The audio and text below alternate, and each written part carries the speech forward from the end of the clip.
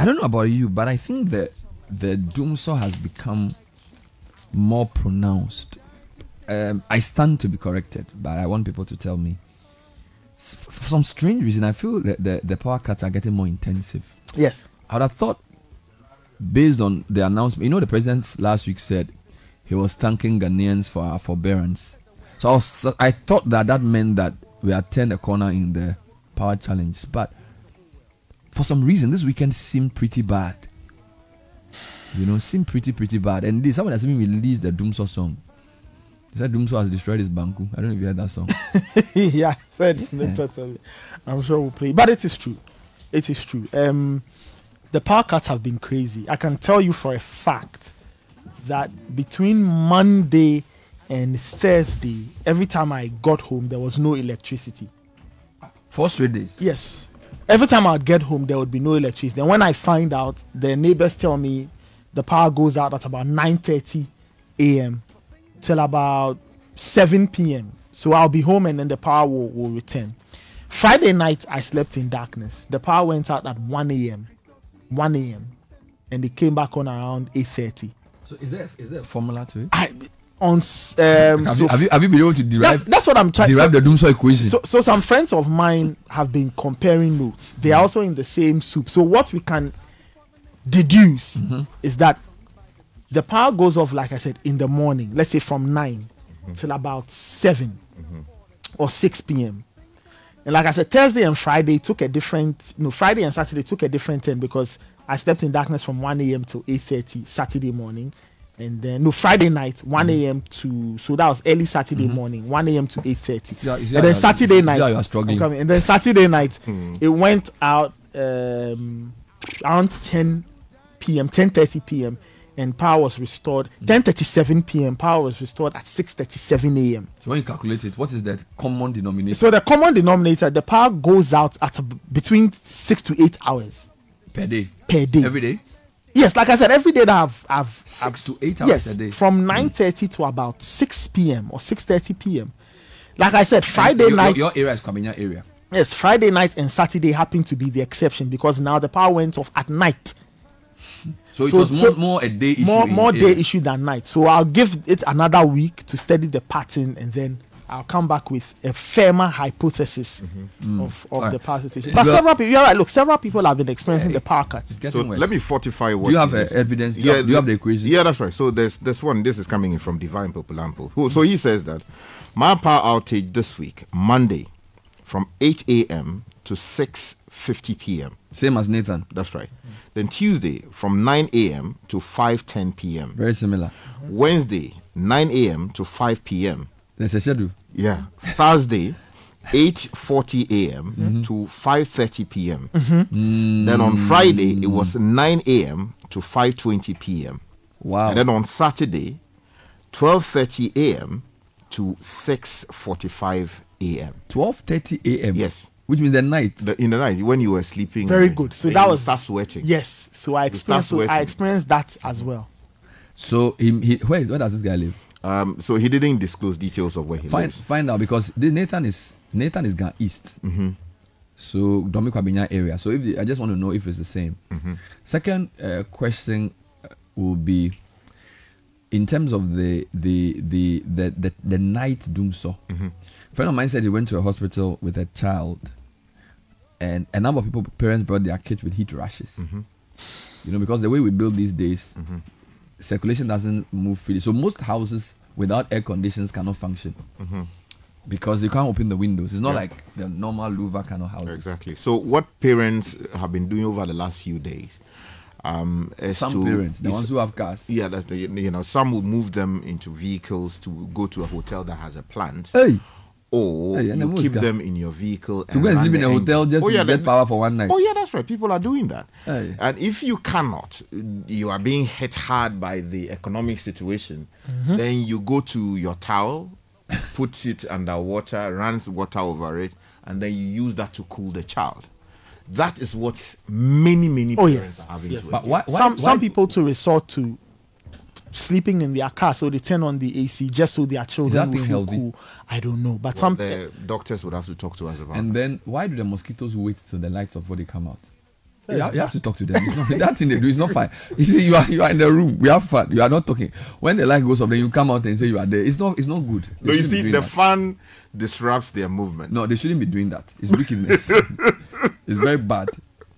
Let me give you some other shadows. This one is from Divine. Is actually lives at Oyarefa. Oyarefa is just outside in the same Accra. general area. So this is the thing we need to say. Electricity districts are not the same as political districts. So Oyarefa may well be in the same district as Kwabenya. Okay. Because it will be served by one bulk power supply point. So for example, if you take Ajingano bulk supply point, it will serve Lakeside, it will serve parts of even Klagon. So it's not. So then this is the other problem in Ghana. You know, it's a lot. I don't want to overcomplicate matters, but Sky, you know, our districts and our constituencies are not necessarily coterminous. Sometimes they are fine lines. There are police districts which are not aligned to political districts. Now there are electricity districts as well. So, for example, you can have a power problem at Kwabenya, and then you have to go to ECG in Hacho. Somebody could have a power problem at Medina, and may have to go to the same Hacho. You know, there are many complicated things like this. Let me read a couple more to see if the pattern can be established. So, this guy whose own you read is similar to Nathan, even though Nathan is in Kwabenya and this guy is at Oyarefa. Now, here's one for Pram Pram. Every day, 11 a.m. to 6 p.m. So they have 11, not 9. Thursday, 11 in the morning, come back Friday, 5 a.m. So Thursday was worse. Saturday went off at 12 p.m. Saturday came back at 7 p.m. This is painful and ridiculous because businesses will suffer as well as human resources. This is from Pram Pram. Right. Sky, don't you think somebody can go to court and ask the ECG to give us a schedule? Because, Sky, if I'm a hairdresser, if I'm a nika, if even a radio station, it's impossible to plan. Like, if I have a meeting, like, let's assume I have a tailor, all right, I'm a tailor or something, and I know I have power between 4 a.m. to 11 a.m., and then the power comes off in the night, I can change my schedule. But if you don't tell me, you say you can give me a schedule, and then you expect me to just, how do I plan my business? Do you get like you can be doing a business for somebody, maybe you are doing whatever, and then the person says, I'm coming for the thing. Somebody wants to come and do their hair. If you don't have power, you can't do your hair, right? So you can open the salon on the basis of the power availability. So I feel like the ECGs or the power sector's unwillingness to give a schedule is can't we go to court and compel them to do it? Of course. I mean, if you are properly advised by your lawyer, you may want to do that. First of all, there has to be an underlying contract. So you must prove that... I'm a postpaid customer. I'm a prepaid customer. So then you must prove that you are a customer of the ECG, or that you benefit from a contract already, in force between maybe your landlord or landlady and what do you call it, the ECG, or maybe you occupy an office. By buying a prepaid meter, you are in a tacit agreement with them that I am giving you money in advance for power.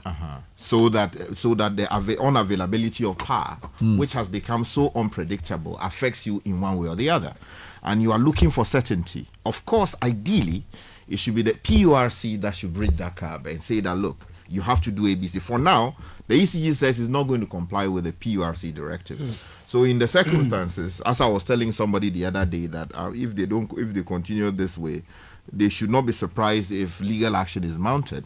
So an action can be mounted, properly so-called, by a customer of ECG, suing ECG, suing PURC in addition, and suing Gridco, so that all of them can come. Will it not be more effective if it's collective? So maybe people in Oyarefa, they've been complaining about a transformer that's not been working for many months.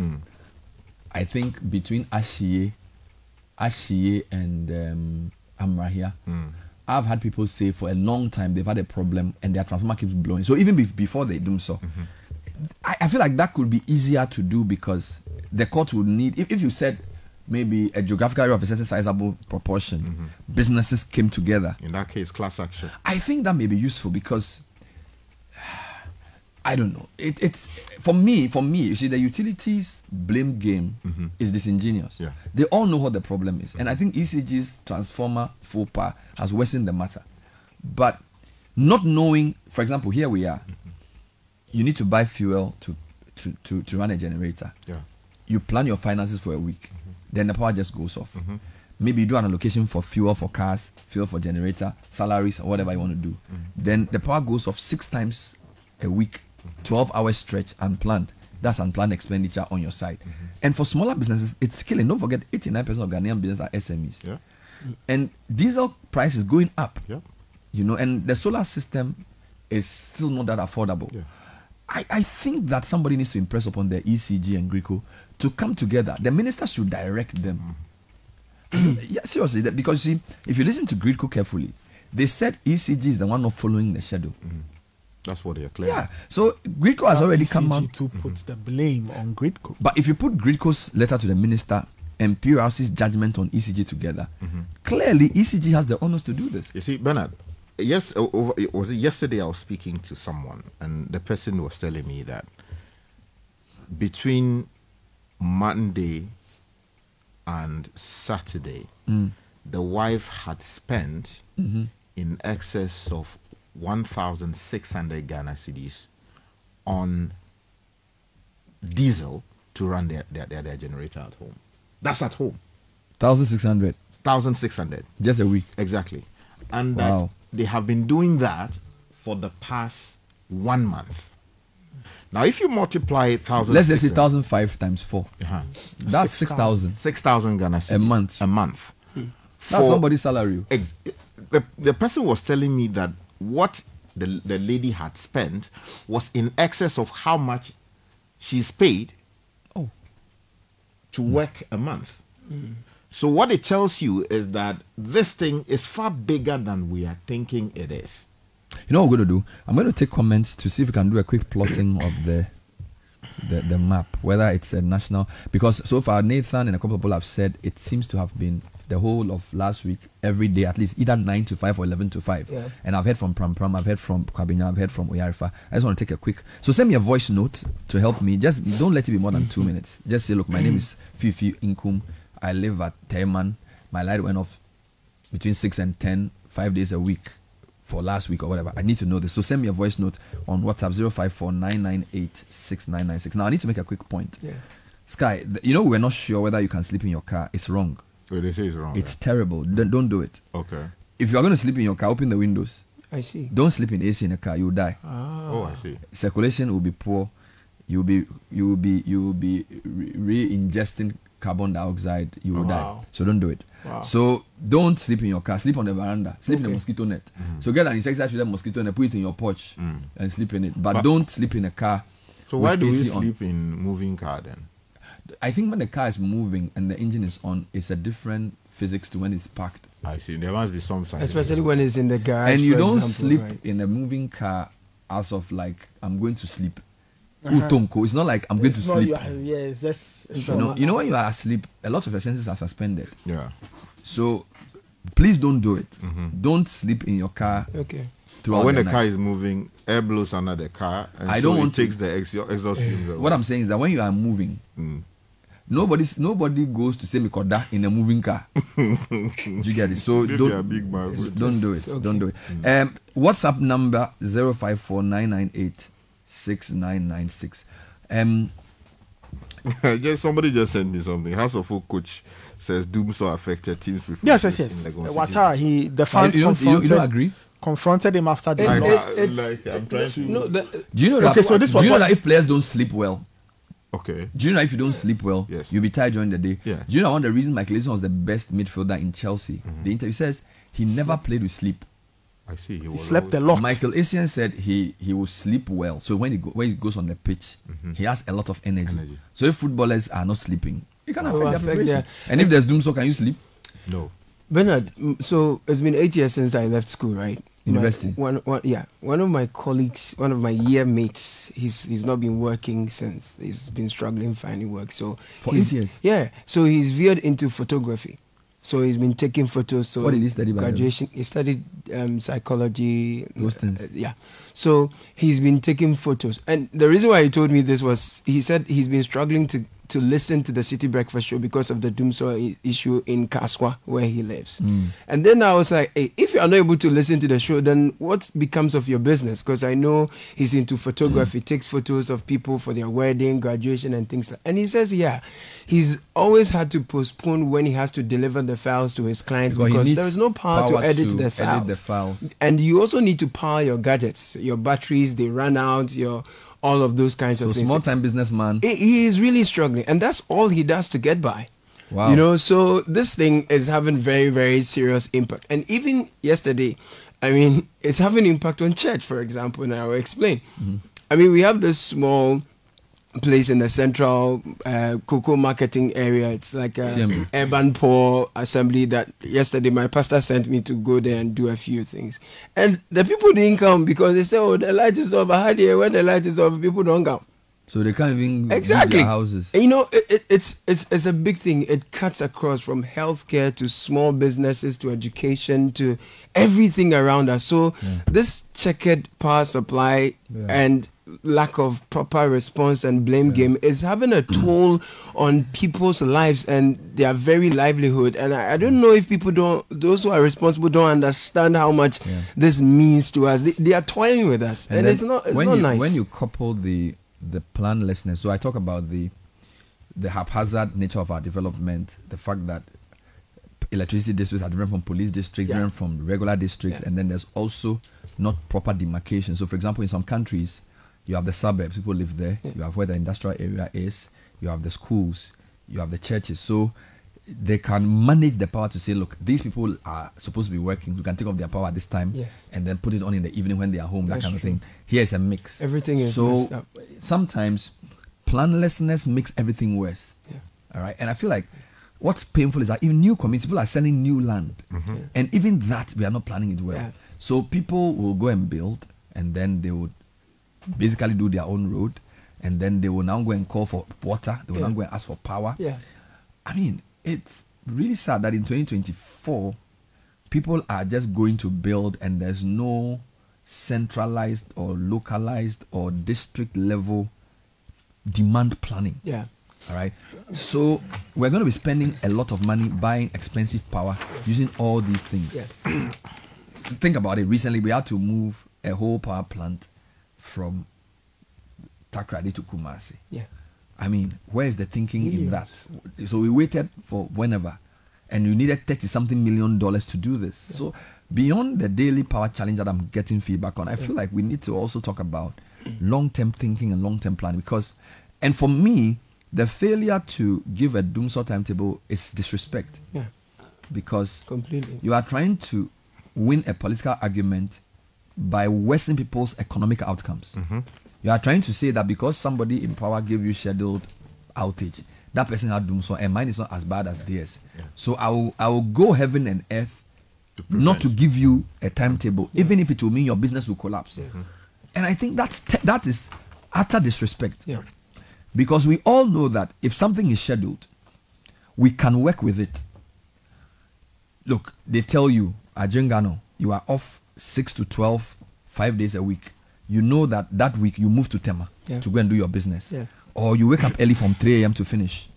Do you understand me? This refusal to give us a timetable is disrespectful, is inefficient, and I think that the president needs to call his Minister of Energy, the minister needs to call the people working in his downline, and basically do the honorable thing. I'm telling you, because there's no way you can justify this erratic, insensitive power cuts, completely uncoordinated, with no iota of remorse. You get me? It is terrible. It is terrible. I'm going to read a few announcements, and then I'm going to take comments to see whether this is just a localized issue with Accra, or whether those outside Accra are also bearing the brunt. Hello, good morning, Bernard. I'm driving, so I will make this quick. The ECG problem, it's a very terrible one. Oyarifa, over the weekend, I can say we barely had light. But that aside, I want to ask, what is the interior road minister? I heard they released some funds for road patching and all that. I can't see anything in town. I don't know how many roads they have patched so far. I'm in town. I drive through town, Adenta, Medina. If these places are not areas to be looked at, then I don't know which areas they are looking at. Even the markings on our main road, the 37 main road, that we can't even see any marking on them. I don't know. I'm really worried. The roads are not patched. We are still using the same road.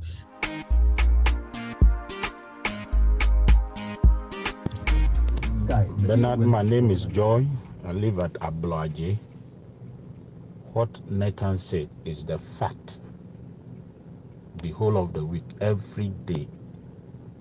And Friday, it was in the night. It came during the morning, Saturday, and went off in the evening. Thank you.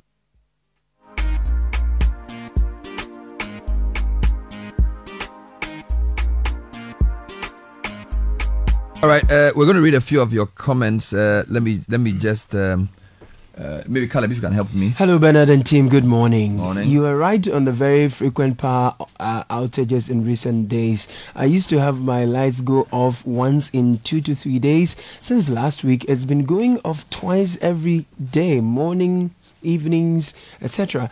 Just too bad and disruptive when it is expected. They should be doing better with their many excuses. Paul from Ashaiman Waterworks opposite Tulaku. Those of us who have cars but no AC, we sleep on the floor, which is not comfortable but cooler. Bernard, what about water? We haven't had water for close to a month now at Kuntunse. Good morning, Bernard. The power outage is severe in Ketu North than any part of the country. I would not mention any other day, but yesterday the power went out around 11:30 a.m. and came back about 5:40 p.m. and then went out again at 7 p.m. and came back this dawn. God save us. Lawrence Dodunu. Send that through. Good morning, Bernard and friends. I have this neighbor who sleeps in his car with his kids during these dumsor era. It's getting worse and worse at La Paz, and La Paz for one lacks a dedicated transformer. The identified transformer supplying La Paz electricity is so small. Last week we encountered some serious over voltage that destroyed a lot of gadgets in various homes. Well, ECG takes the will ECG take the cost of the damaged appliances? This is becoming unbearable. Adam from La Paz is not happy. Good morning, Bernard. Morning. For 3 times last week continuous, my children slept in my car just because of the heat. It's very serious. Don't do that too. Don't let your children sleep in your car. Heat plus dumsor. Emmanuel from Awoshi. Good morning, Bernard. Last week Friday at Oyarifa Ghana Hospital Road, we've never had stable power. In fact, through the week we had light out every night. When it comes on, it goes off every now and again. As I speak to you, my 55-inch TV has blown off. 2 of my stabilizers are gone. So in a week, yesterday was the only time we had stable light all night. Roberts from Oyarifa Ghana Flag. Okay. Good morning, Bernard and team. Morning. You see, what is happening? And we are paying for the most expensive. We are paying the most expensive bills lately. Good morning, Bernard and team. There is no pattern around of Anchor barrier. It can go off 3 times a day. Last week I had light out for 24 hours. I lost my chicken rice soup. Ow. No blani. It's not easy. Bernard and team, good morning. Kufodia is different, guys, especially those of us who stay around Adriso Champong Stadium and the Eastern Regional Hospital area. It is terrible. Our lights can go out at 8 a.m., between 8 a.m. to 6 p.m., and then soon after it is 10 on 30 minutes Later, it goes off again. From Thursday to yesterday, dear, it was 8 a.m. to 7 p.m. And when it comes on around 9 p.m., it goes off until morning around 5 a.m. It's terrible. This is Foster from Koforidia. Let me talk to a business. Okay, I don't know what to call him, a businessman or obviously. So Michael Adobo is into woodwork. Yep. And he's going to tell us how he's been coping with the lights off. Michael, thank you. Are you a small scale, medium scale, large scale? What kind of woodwork are you into, Michael? Okay, so good morning to your listeners. Morning, sir. Good morning. Well, I may say we are into medium scale. So what kind of things do you produce? Okay, so we are into kitchen cabinetry, wardrobes, closets, media wall units, and anything wood. That's what we are into. Doors as well. How many staff do you work with? 14. Okay, so it's fairly large. And where are you based? Within the East municipality. I see. So what's your dumsor story? How is it affecting your business? Well, it's quite unfortunate that we find ourselves into this situation. What happens is that, our machines solely depend on electricity. And because our primary material we use is wood. So before we convert them into any products, we have to cut them into sizes and then move to another stage where we lip. And the lipping is basically sealing off the cutout space, the cutout surfaces with a PVC material. So we have a machine called the edge band machine that does that. And that machine, we use a 3-phase. That's about 340 volts. And so what it does is that it solely depends on electricity. And then there's a component that powers the machine as well. So once the power goes off, it means that whole time we are unable to do anything. So when that happens, what happens is that it affects our deliveries, the delivery time, and even installation time.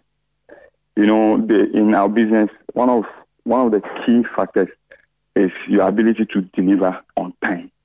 So once you give a client 2 weeks, and I'm delivering this product to you in 2 weeks, you have to.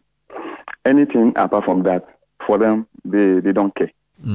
And one of the successes in this business is timely delivery. So once the power goes off, it means that your delivery time will also be extended. Yeah.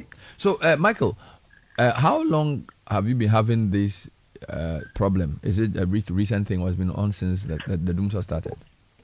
Oh, almost a month. So we just realized a pattern now. We realized that from 9:30 to almost 6, it goes off. So what we do is that... And this is 5 days a week?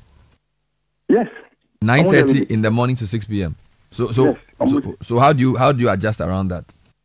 So I had to talk to my guys that, look, because of this issue, we have to wait. Luckily for me, I have some of the tools that rely on battery. So overnight we charge the batteries. So once we come to work the next day, once we are able to cut or use other machines, the bigger machines, to do whatever we are supposed to do, we concentrate on fabricating the existing product that we're working on. And so I always push the guys to work even extra, which I pay anyway. We have to pay them because once they work beyond their approved time, you have to give them something. Some are, for some, if they have other issues, pressing issues, they have to go. And so there are some of the key guys. What I do is that I push them. I have to reduce them with some money and then push them to work. So do you have an estimate of how much money you've lost in the past 1 month because of this? To be honest, so currently I have to get some resources to buy a generator. Now, for me, I feel that money that I'm investing into generator, I could use it to buy some other machines for expansion. But once this is coming through, I have to solve it by going for a generator. Even the generator we are going for, it's quite expensive. And fuel too, it means that we have to make provision for fuel as well. So obviously, it's affecting your business, and you are making kitchen cabinets, furniture, and that kind of thing. Yes. Okay. And then one other aspect is, once the product is done, you have to go to the client site for installation. Over there too, you might not have power at the client site. So what we've done now is to get cordless chargeable machines so that when you go to site, you'll be able to work even when there's no power. Yes. So that's what we have adopted now. All right. Thank you, Michael. Thank you, Michael, for your call. Well, if you want to tell us about how you're managing the dumsor, whether you've seen a pattern, just call me on this number as well, 0302 226171. 0302 226171. 0302 224959 or 230075.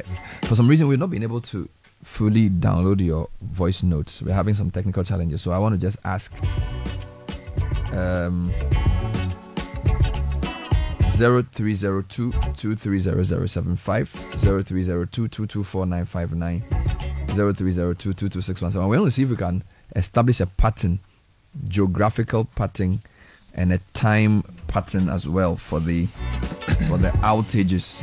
That's what we're trying to do this morning.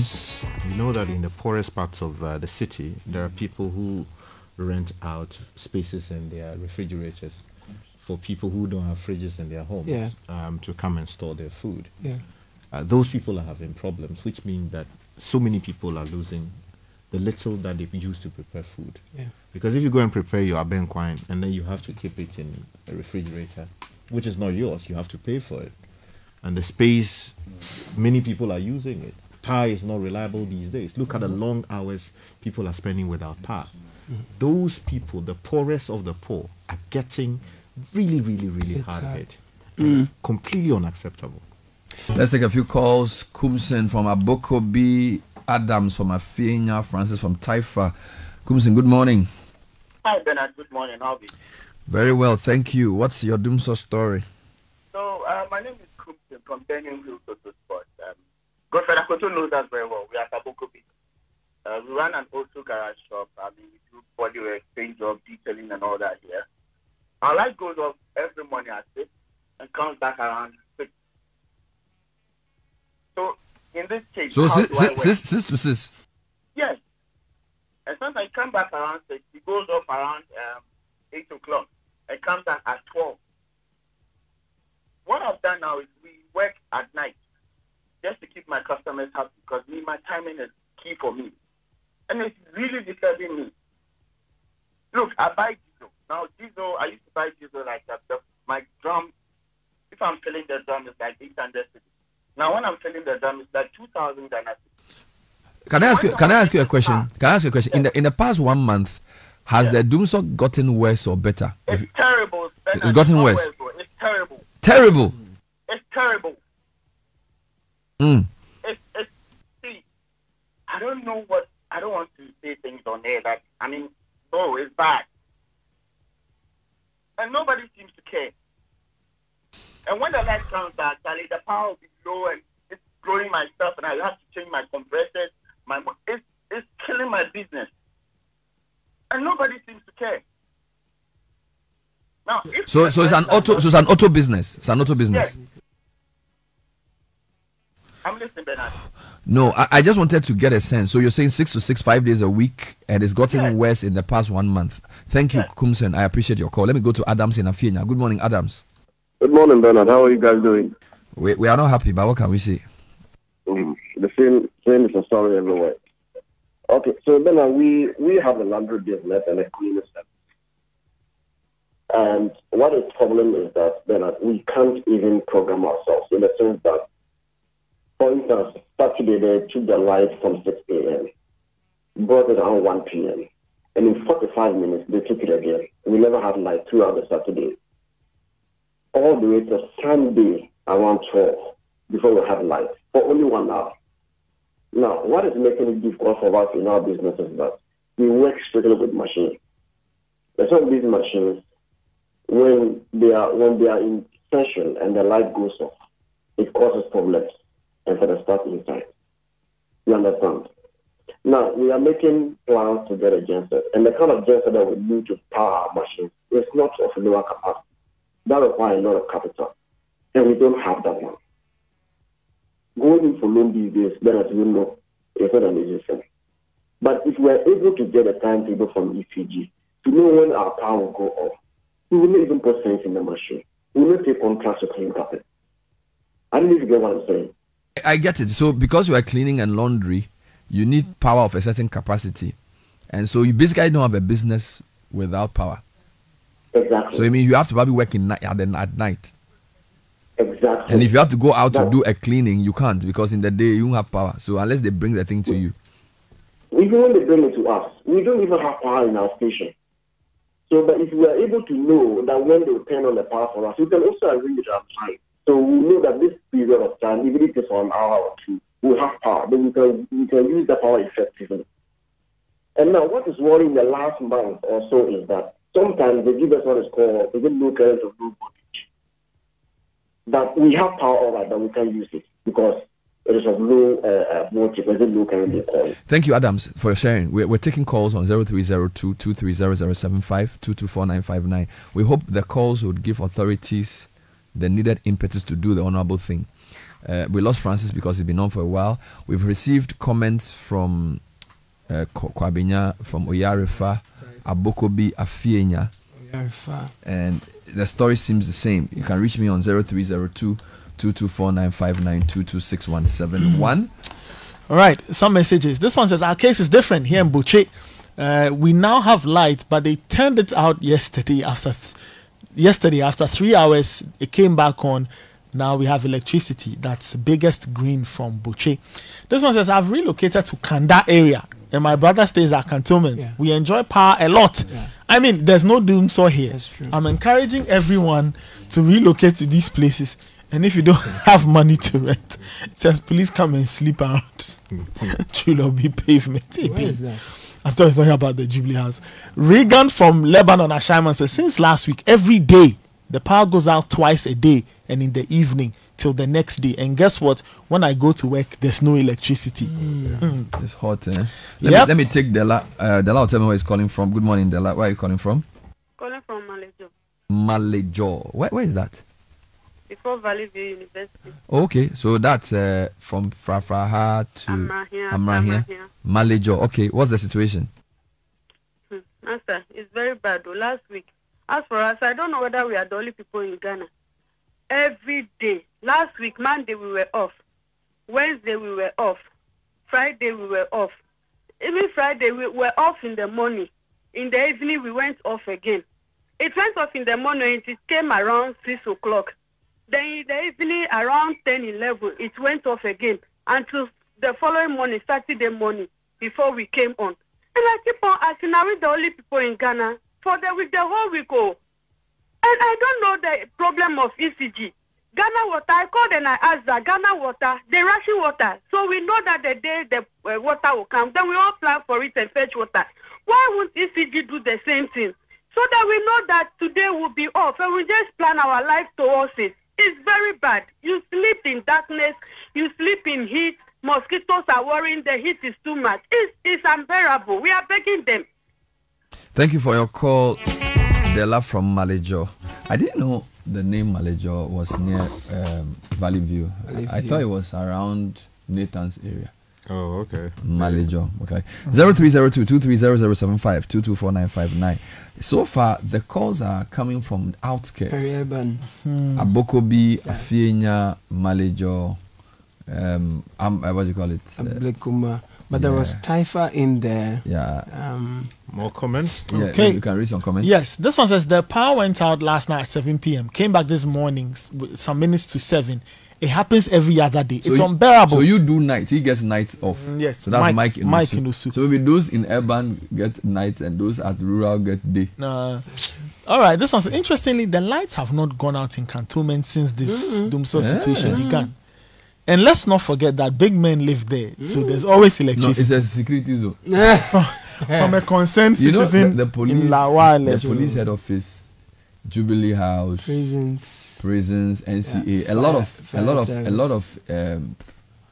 lot of important critical. Yes, so the citizens are not important. So but citizens also live there. No, the citizens are not important. Let's all go and sleep there. Let's go and chalk there. Yeah, this one says the power issues in the southern part of Ghana are crazy. I arrived at Winneba on Thursday, which is last week Thursday. Power was out throughout the night from 8 p.m. to about 6-ish. Same on Friday. The hotel's gen ran all night. Can you imagine the cost and implications on the hotel? Bono East is better. I arrived in Accra, Dodoa on Saturday. No power from 10 a.m. to 6 p.m. Guys, I'm going back to my village. That's Elijah. So you see that the pattern, Winneba goes off in the night, Dodoa goes off in the day. Maybe we can draw an equation there. Somehow there's a clear pattern for 12 hours or 6 hours. Some people do. So for some people are day, and some people are night, but it's all long. Yeah, they are robbing Peter to pay Paul. Yes, but they are doing it in a way that they won't let you know unless you take it one by one. Exactly. That's why we need more calls so we can plot this thing well. We can even publish our own schedule. Yeah, that's right. After extensive listeners. Let's take Fred from Tema. Fred, good morning. Fred, which good morning, Bernard. Which community are you calling from? 25. Oh, so this is Dowenya Road. Yes, please. What's the situation? Bernard, it has been terrible. We hardly sleep at night. The sun is scorchy, and once you go out for work and they're returning back with the sun and the heat, everything, immediately you get home. In fact, when you get home, you ask those around, they will tell you that the light has been off since morning. And when you come back, probably when they restore the power, maybe by 10 p.m., within 30 minutes, the power goes off. And before it comes back again, the next day. It is terrible. I mean, they shouldn't politicize this electricity something, I believe what they're trying to do is that once the election period is nearer, they start restoring power in order to lure people into voting them in. This time around, we shouldn't politicize this. It is a national risk. When there's no power, you find that everywhere is dark and people can perpetrate evil through that. So please, they should give us light for goodness sake. We are paying for this. I rest my case, please. Thank you for your call, Fred from Community 25. Let's go to Zenu. Godwin is from Zenu. Zenu, is it near Ashaiman? Yeah, Zenu is near Ashaiman. So if I'm on the motorway going to Tama, it's on my left. So when you're on the way, yes, it's on your left. Okay. Yes. What's the situation? Actually, you have to come through Ashaiman before you get to Zenu. Okay. So what's the situation with power there? Zenu is within the Katamasu constituency. Oh, okay. So I get it. What's the situation with power there? So it is the same thing here. So I slept in the dark. So this morning it came, and I believe it will go off maybe any moment from now, or maybe later during the day. So it has been happening for some time now. On and off. The last time, let me say, my old lady was going to a market because of this light out. They took her bag, her food, the money, and everything. And recently, myself, I'm a night worker. So when I'm for night, I go to work during the night. For instance, today, I'll be going to work in the night. And it happened that one last time I went to work, there was light out. I was at work around 2 a.m. when my old lady called me that because of the light out, somebody broke into our house, broke my door, and she was the only person at home, very old. So they locked her in her room. They locked my old lady in her room, and they were trying to break my door because of the light out. So they break the door, and she heard that there was this noise going on. and she opened the curtain. Because of this light out, she didn't see the person, but she heard that the person was breaking into my door. The unfortunate thing is the door was broken, but the person was not able to get into the room. But she was locked, and she shouted, "Juloe, Juloe, Juloe," before she realized the person has run away. Because of this light out issues. So the situation here is really, really terrible, and this light out thing.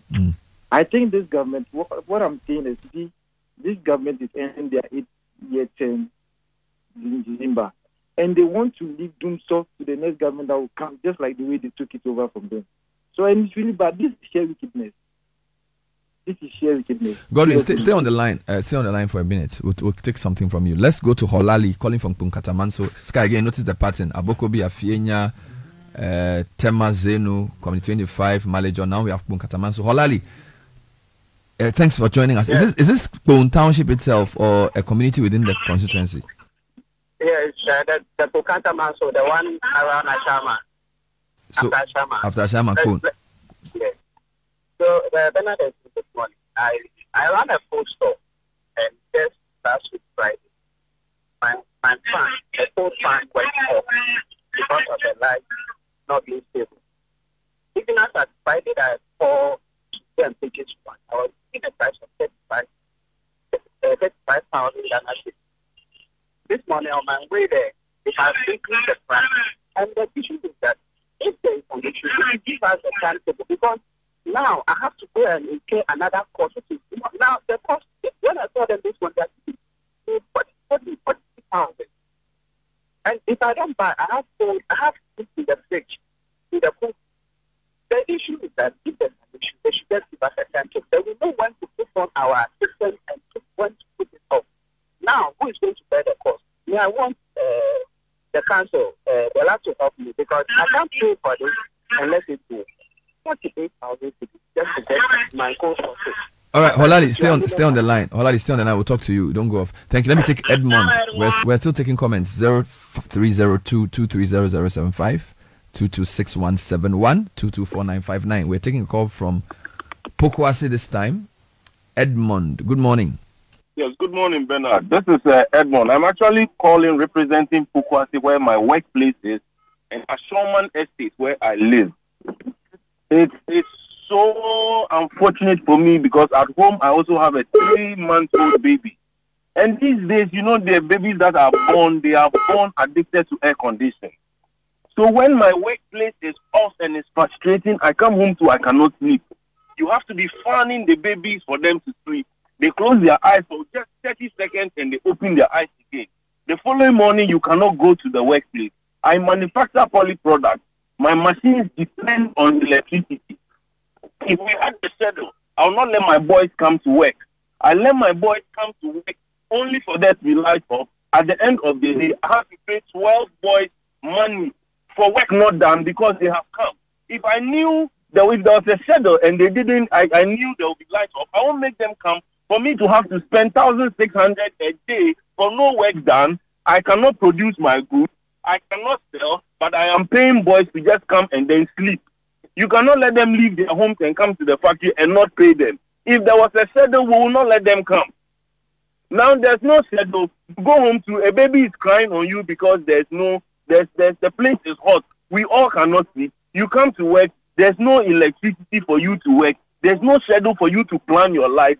And the government does not say anything about it. They are just sitting there, excuse me to use my word, they sound useless. Very, very useless government. Give us a schedule because of pride. Give us a schedule, let us know how to manage our life. But then they don't know what they are after. The whole of last week we have been off. My production cost has gone up. I want to buy a generator, but I cannot fuel it because you cannot increase your cost. You cannot increase your cost because once you do, your customers will switch to another place. So you maintain your cost at your price at a high production cost. Now you cannot fuel your chain, so you are depending on the electricity with no schedule. Commiserations, my brother. Thank you for calling. We appreciate your time. Edmond produces poly products. He lives at Ashoman Estates, and the problem at home is the same as the problem at work. 0302-224959, 226171, 230075. we're getting calls from people who do all kinds of business. It's affecting everybody badly. And all this is because a schedule is not being given. I'm not sure people are even angry about the lack of power as they are with the lack of the schedule. Because if he had a predictable schedule, he would know what to do to manage it. Let's take Judah from Olebu. Judah, where is Olebu? Olebu is on the Awoshi Pukwasi stretch, the highway. Okay. That leads to Banyard all the way through. Oh, so that's Nathan Kwau's neighborhood. Banyard. So what's the situation? It's actually terrible. It's very bad. It's like they just take it away anytime. And it's the lights out itself. Yeah, at night it's very bad. You can't sleep, the heat. But me, I'm a software engineer, and I work. I have my office is at East Legon, which is quite a distance from home. If I had a timetable, I would know when to go to the office, because sometimes there are meetings that you need to join. There is a lot of work to be done, and you know today I will be working from home, and then probably by 10 in the morning the lights go out, and your laptop battery can only last probably 4 hours, 5 hours tops, and you are kind of stuck in the middle. You don't know whether to take the ride. If you sit in the traffic, you can spend about 2 to 3 hours before you get to East Legon, which is worse. And so if, like, they should just give us a timetable. If there's a timetable, when I wake up and I know today there will not be light, first thing in the morning I'll go to the office. If I know there will be light at home, then I can stay home and work. I don't know where what the agenda is, but it's not helping us at all. The government really needs to sit up. Thank you very much. Thank you for your call. And I'm happy with the way they explain the problem. So it's not like just a rant. Everybody who's called has told you what they do, from a carpenter to somebody for this. And look at this guy, software engineer, lives at Olebu, works at East Legon. Almost 2 hours to get to work. Yeah. If you knew the schedule, he would either decide when to work. Yeah. You know, because we can still work around the schedule. Yes. I don't know what ECG or the government wants to achieve with this. Respect. Let me take 2 calls. Kuntunse and then Kaswa. Okain from Kuntunse. Good morning, Okain. Good morning, Bernard. You are, yes, sir. What's the situation? Please, I am at Kuntunse satellite area. It's under Amazon district, but with the ECG we are under Samam. From Monday up to Friday, we went off from morning 9 o'clock up to around 4 p.m. Then to come after 4 up to around 10. Then to go off from 10 up to the next morning. The weekend was worse. It goes more than 3 times. And from Saturday to yesterday, we didn't sleep with light. 10 o'clock is off. Please, we beg them. We beg them. They should let us know when we are on and when we are off. I mean, this is something that should be common, something that everybody should be able to agree. They should tell everybody that your line will go off this time. Look at all the calls that people are making, those who are using it for production. It is really affecting a lot of people. Then, as I was speaking, I have rashes on my skin. My wife has rashes. My children have children. They all have rashes on their skin. I mean, what wrong have you done? Just tell us that this day or this time you are off. That is all. Please, thank you. God bless you for your good work. Thank you, my brother from Kuntunse. Again, we notice outskirts, large areas. By the way, most people, if you look at the population map, live outside the core, because if once families expand, even if you have a house in Osu, it can only take as many people, so they'll move outside. So most of these people probably were living within the inner parts of Accra, the old Accra, many years ago. They are all living in the outskirts. Let's go to Henry in Kaswa. Good morning, Henry. Good morning, Bernard. Thanks for calling. Which part of Kaswa are you calling from? So I'm calling from Kaswa, Opekuma, but the situation in Kaswa is different. So, general, let's say, Nyanyano, amount from Kaswa, the situation is different. The light goes off. So, let's say yesterday we had light throughout the whole day in Opekuma, but those in Nyanyano didn't have light. This morning in Opekuma, we don't have light. There's light in Nyanyano. The situation was not the same as Saturday.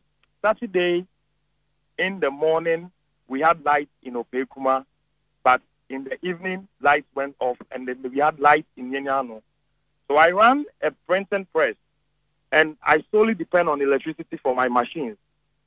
Recently, I wanted to buy a generator, and the advice I got from the electrical engineer was, I cannot use a generator to power my machines. I need a plant. And I'm a small business operator. I don't have the funds to afford a plant. So in the day like today, there's no light. And the light will stay off till 6 p.m. before lights will come. And 6 p.m., everybody that needs you to do any business for them, they are gone to elsewhere or they are gone with their money. And it will continue like this for the week. From morning to 6 p.m., there is no light. The light comes in the evening, and even sometimes it's not even stable. It comes in the evening, on and off, and it goes. And so it's affecting our businesses so badly. Since February,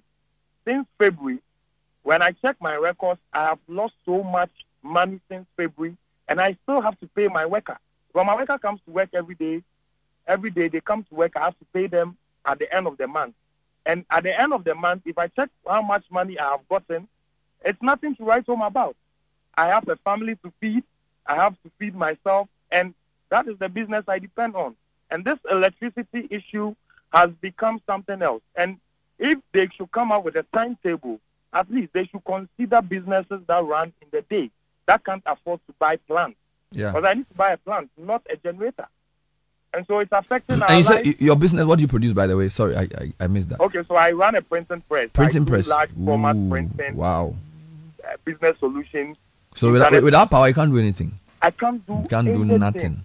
Nothing. And the situation is so bad to the extent that I'm always at off during the day.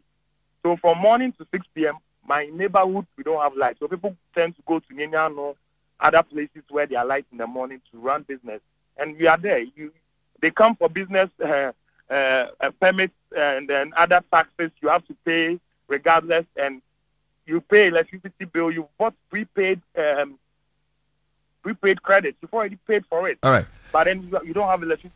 Thank you for sharing, my brother Henry from Kasua.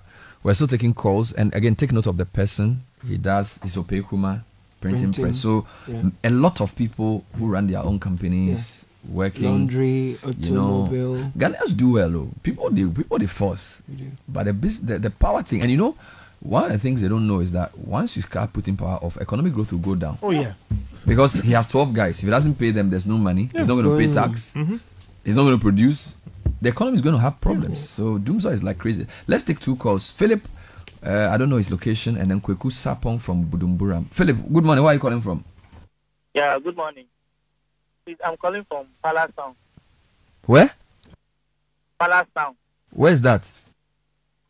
It's on the Anya Awoshi Highway side. Okay, is that Blekuma area?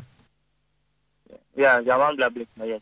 What? Okay. Then I wanted to ask you, is it like the government is having issues with their transformers, or is it about money issue, or what's the problem? Because so let me explain. Let me explain what I know. The ECG claimed that it was 600 transformers that were faulty. PRC says it's a lie. The transformers, only 3 transformers were not working. So that whole thing ECG said about a month and a half ago that the power outage was due to transformers was not true. Number 2, Gridco wrote to the Minister of Energy saying that they've told ECG to follow a certain timetable. ECG is not following the timetable. The Energy Minister doesn't seem interested in that conversation. A journalist asked him for a dumsor timetable. He says the journalist or whoever should produce the timetable. So that's the situation. So we don't know whether it's money generation. We don't know. Yeah, this country is like politics is a problem for this country, and it's killing us. Because if all these people are to be independent of their own, like working with their own minds and telling us the truth, don't think we have to find ourselves in this situation. It's very bad. Because Ghanaians, as you are saying, Ghanaians are very hardworking people. And this issue is like, just provide a timetable so that we can plan our life. It's easy for people. Because right now you can decide to follow the trend like, oh, this morning I'll be off, tomorrow I'll get light. By the next time, as you realize, the next 2 days, what you are experiencing will change. You have light in the morning, in the evening light will come. The next day you will not have light from morning to evening. And it's like you can't plan your life for anything. You can't do anything. And it's bad. The government have to come clear. Tell Ghanaians what it is. If it's about money, say it's about money issue. Then we all know it's money issue. So that we bear with you. But because they did politics in the NDC time, they don't want to create time to say, oh, we are all the same. We start this in NDC time, so we're having this in NDC time. It's not nice. I mean, thank you. Time we try to be. Thank you, Philip, from Palace Town. That's a new one for me, Palace Town. Kweku Sapong is calling from Gomwa Budumburam. Kweku, good morning. morning, sir. How are you? I'm very well. What's the situation? Very bad. Sorry for my voice. You know, in Bujumbura here, it's quite crazy. The light goes off as if someone is by the switch, turning it off and on. In a day, it can go off like 3-4 times. As I speak with you, we are off. The light went off yesterday night, somewhere around 9 o'clock. It came back when the rain started. Few minutes after the rain, it went off. It came back around 5 a.m. And the light was off as I speak. It's been like that. On this side, it goes off in a day, sometimes 3-4 times in a day. I believe the minister is not doing well. You see, this is common sense. Common sense. If you answer, you have a problem. Just let your citizenry know the problem so that we can schedule our time. I run a mini bar.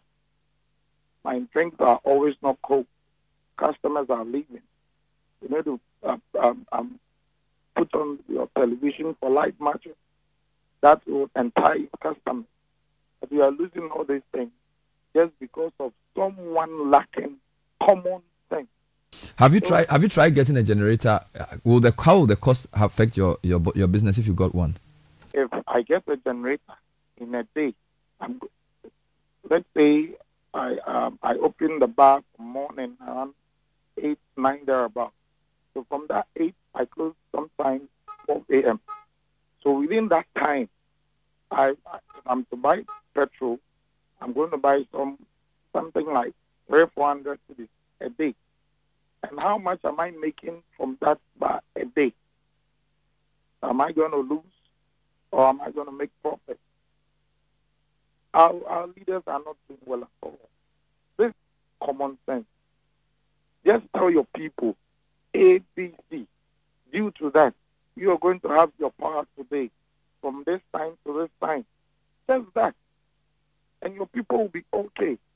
But you are playing politics with it. You do not want to tell your people exactly what the problem is. And people are wasting money. We are losing money day in, day out. It's serious, Bernard. Sorry, I commiserate with you and thank you so much for sharing because it helps us see how serious the matter is. So he runs, and that's Kweku Sapon, he runs a mini bar and you can't have it without a fridge. Yeah. You need your TV on. Mm-hmm. Sometimes you even need a fan. Exactly. Because the place may be hot. Yeah. People come to minibar because they want to cool themselves. So you can't serve them hot drink. They will just get angry and leave. And he's right. If you put it on 12 hours, 16 hours, the generator cannot, because the minibar has to be open throughout. Yeah. So he's struggling. Yeah. Let's go to Chado. Daniel from Chado. Good morning, Daniel. Good morning, Bernard and team. Yes, this is Daniel from Chado. I would say luckily for us, I don't know how lucky we are, maybe because of the presence of security personnel and some big men in the area. What I've experienced over some few weeks is around 8 p.m. there, about getting to 9 p.m. It goes off every night and comes back around, say, in about an hour. Now, the problem here is you have children living in the house. Do you understand? Then when the light goes off, these children are awake. You have to fund them till the lights come back, even just for that 1 hour. Then when the lights come back and they have to sleep, they'll be sleeping around 11 p.m., 12 a.m., which they have to wake up early morning and they have to go to school. And then these kids are not having enough sleep. You wake them up in the morning and they are crying. They want to sleep. If it is possible, these people should just let us know when these things will be addressed. Then it's not healthy for the kids at all. They all have rashes at their back. We've been using people there for God knows how long now. And it's still there. Because the lights keep going off and they keep sweating and they keep getting these rashes all over again. Thank you, Bernard. Thank you for your call, my friend Daniel from Chado. Foresight is calling from Afienya. Good morning. Good morning, Bernard. Yes, sir. Okay. I managed to set up a small food business for my wife. And because of the market, where the market is, so we decided to buy those leaves in bulk and store in fridge. But as I'm talking to you, a lot of them, they are spoiled. All those leaves and cabbage, all of them, they are spoiled, all because of this light off. And the thing is that I will not talk about my barbering shop because barber will come morning time, then off. Evening time, then they will on the light. By that time, work will not come. That's what we have been going through every day. Last 2 weeks, I tried to see if I can do a timetable. But ECG decided to change the plan for me. I don't know. I don't know whether they think they will be doing us favor if they give us a schedule or I don't know. I don't understand them. People take around here. There are a lot of block factory. People will take car from Ashama, come here to cut block. Then they take the light off. Evening time they on it. They will come here, come and sit down idle. So we are going through a lot too. We are going through a lot. They should consider us. They shouldn't think about politics or whatever. Forsyth, thank you. So Forsyth's wife has a food business. Forsyth himself is into barbering. Yeah. And it's serious. Now we are in the same area, Ajay Kojo. So by the way, Ajay Kojo is also near Ashaiman, right? Yes, it is. Yes. And there's also Zenu. From Santor, you're going towards Ajay Kojo, then you're going to Ashaiman. Zenu, you're going through Lebanon, then you get to Zenu. You have to explain that thing properly I'll to do me. That. So the new road that takes you to Boteman. Yes. So Ajay Kojo is next to Boteman. Ajay Kojo is after Santor. So let me talk to Kofi who help me. Yes, do. Kojo, where is Ajay Kojo? Sorry, Kofi, where is Ajay Kojo? Good morning. Yeah, good morning, Bernard. How is it? I'm well. Please explain where Ajay Kojo is located to me. Yeah, Ajay Kojo is very close to Ashama. There's a place called Underbridge. Yes, Underbridge. Okay. Yeah, Klago. If you are heading towards from Mungwa to Ashama. So where you use the Underbridge to Klagon? Yes. There's a road on your left. It's straight to Santor to Bote, two junctions. When they are doing the Africa Games here, they did some part of road from Bote. So Ajay Kojo is next to Boteman. Yes, Boteman is part of Ajay Kojo Resta area. Fantastic. So I know the area. I know. So that's you guys have the new road, that beautiful road. Yes. So talk to the road from Underbridge to Santor is very bad. Very bad. When they are doing this road, Boteman and the other road, they have to do this one. They left it. Underbridge to Santor. Very bad road. Very bad road. They did the gutters from Underbridge to Santor since 2015. It's a main road to Atariboche, two junctions. So when we are doing this road for the Olympic Games, I think we are going to do this road for us. But they left it. Underbridge to Santor. Yes. I'll send Caleb Kuda with a comrade there one of these days to come and check for you. We'll be grateful. Tell me about power, electricity. Yes, as I'm speaking to you, the light is off. But my brother, please, we are begging you people, you media, especially Citi, we are begging you people, you people have to try to help us. Anytime there's a light off, there's an armed robbery here. I was running a small business. I have a factory. We produce, it's a manufacturer factory. We produce cooking utensils, that is cooking items, silvers, basins, makola, that we used to call cocoa silver, and the other is frying pan, corandra, other things. In a month ago, there's a light off, and robbers came here. There are about 4 people. They shoot one of our guys. They shoot him around 2 o'clock in the night. We took the guy to the General Hospital. But yes, God willing, the guy is alive. The bullet is about 28 bullets inside for the guy. He was standing the back of the door. So when they are hitting the door, they use a block to hit the door. The top is open, but the down is open. They realize that somebody is behind the door. So they shoot direct from the door. So the bullet hit the door before he entered the guy. That's why he didn't die. And I can tell you, every 3 days, our robbers came around. Yesterday, there's a light off. 3 days today. That was Saturday. There's a light off. They came around. Papa knew there's a man who said iron rod and cement around there. They came there. In about 2 weeks ago, there's a Star filling station at Ajay Kojo, young man. There's a lady there who was doing mobile money transfer. I was driving, head towards my house. It's around 6:30 to 7. They came there to rob the woman. They shoot about 8 bullets. Po. And we have the regional commander is here. District commander is here. Greater Accra regional commander. So they didn't know what is going on here. I can tell you can ask everybody who is living around this area. Global, Sun City, Kanewu, Ejekojo himself, Promised Land, Hope Land. They know. These guys are when they rob, they cross here. There is a how do you call it? There is a dam here. There's a irrigation dam. I think they did about in Nkrumah time. And those who are farming here, they are the one using that dam. So when they cross it, nobody can follow them. We have police station around. Jekojo have police station. Lebanon have police station. Asama police is here. But this guy was disturbing people here. Every 3 days. I came here in 2017. I can tell you, I will never sleep here without 1 week or 2 weeks. There's no armed robber. Please, we are begging the police. If the Ghana police service cannot help us, they should tell us. And right now, there's a light off. It can help everybody if people can come around. Our road is no good. We don't care. Fine. Right now, the light system is on and off. If people should tell us, as I'm speaking to you, my people cannot come to work today. We will come there. We will come there to do a report. Because our machines are 3-phase machines. So if there's only one light off, our machines cannot perform. And then the whole light is off. It's not only one light. Please, UCG should tell us this simple timetable. What is their problem? What is it? Are they thinking about us or what? Or they are thinking about themselves? Please, we are one guy now. A lot of people are suffering. They can off the light from evening. Right now, this is the morning. We can have the light from now to 12 o'clock in the afternoon. We will be okay. From 12 to 6, then you on the light so that the people can use their fan and their air condition to sleep because of the heat. So they can't think about these things. It's a common sense. We be catch us say if you answer, we are question was school.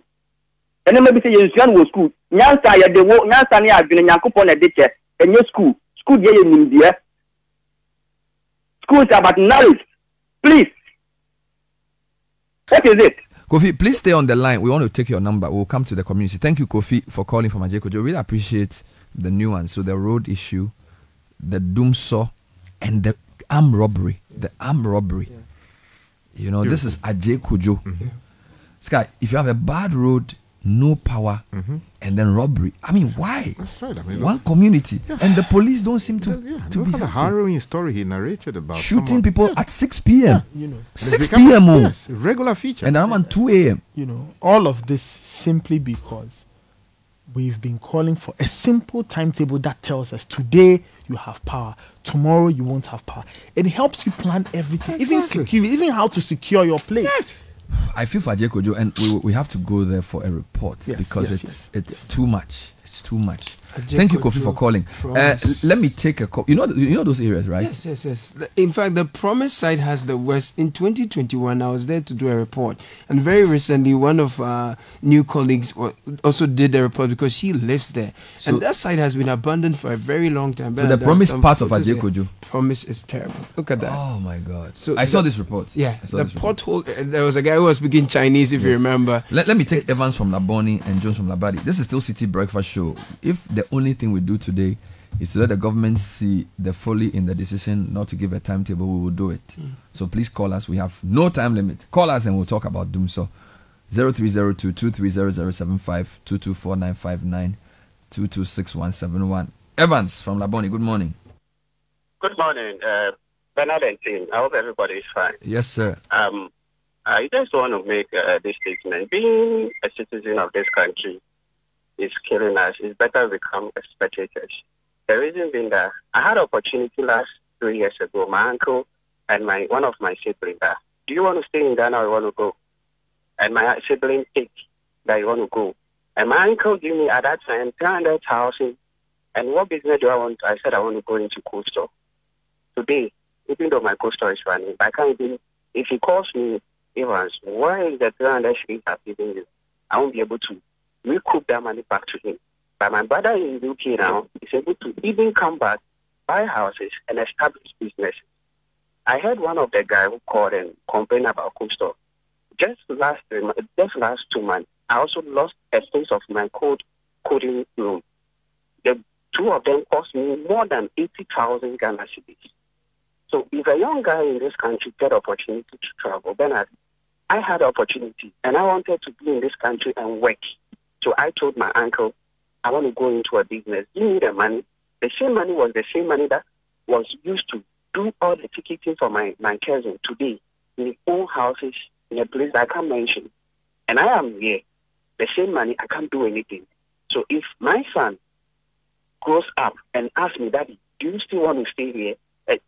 It's all mind baffling.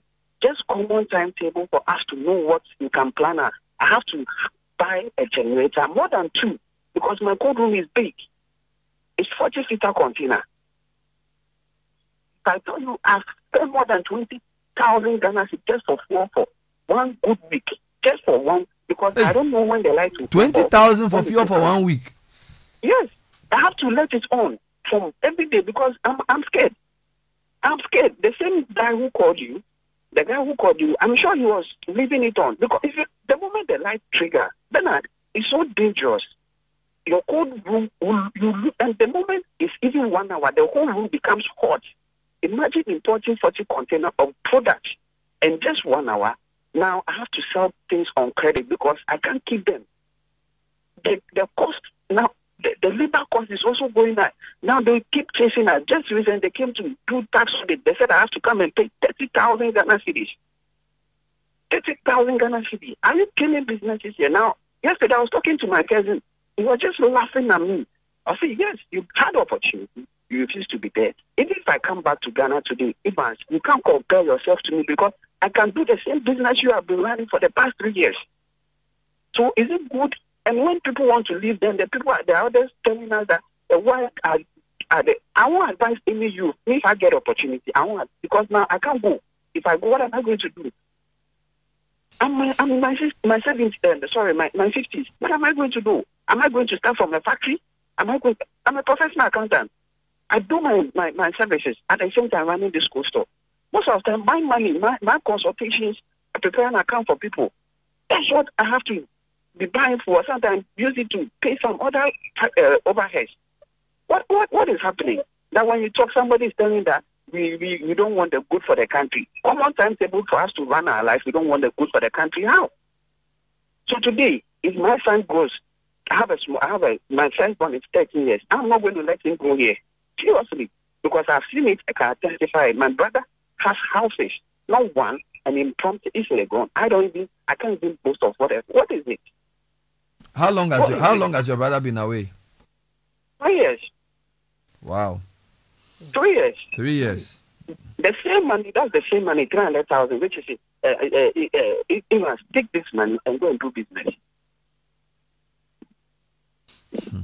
Evans, thank you for calling. Thank you, we appreciate it. Hopefully somebody will send the timetable before close of week. I don't even know what number to, who do I go to now? Jones from Labadi. Good morning. Good morning, Bernard. Yes, sir. But I was listening to you. They didn't force me to call you. I was waiting, but I've left the house. I'm on my way to work. Jones, Bernard, the light off issue is very terrible. Last Saturday, we had it from the evening to the next morning. And if it was AM who had said that we should go and do our own plan or write our own dumsor plan, her would have broken loose. But you see, sometimes too, I blame you, the media. These are the same people who led demonstrations upon demonstration when we were in dumsor, which were accepted that yes, we are in dumsor, and plans were given when the lights go off and when the lights will come on.